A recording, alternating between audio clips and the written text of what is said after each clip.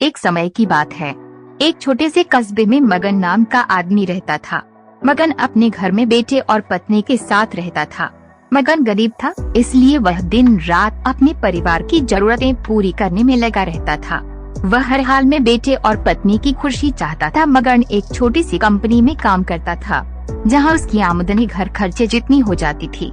लेकिन फिर भी मगन कंपनी वाला काम खत्म करके दूसरी जगह जाया करता था ताकि कुछ और पैसे कमा सके। काम में व्यस्त होने से वह अपने परिवार को समय नहीं दे पाता था। मगन 24 में से 15 घंटे घर से बाहर काम में निकाल देता था।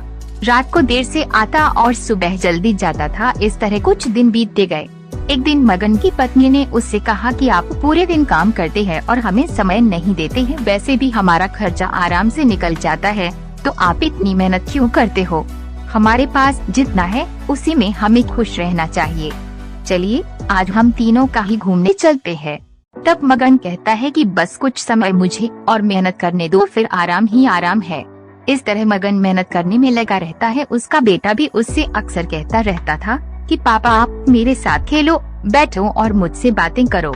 लेकिन मगन हमेशा काम के लिए कहकर कभी उसे समय नहीं दे पाता था। कुछ समय और बीता। अब मगन की किस्मत चमकी।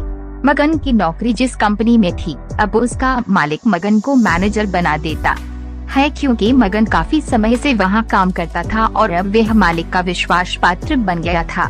मैनेजर बनने के बाद मगन बहुत अमीर हो गया। उसकी आमदनी अच्छी खासी थी। अब वह कुछ भी खरीद सकता था। उसकी गिनती धनी लोगों में होने लगी। पत्नी और बेटा बस एक बार कोई चीज मांग लेते तो वह तुरंत हाजिर कर देता था।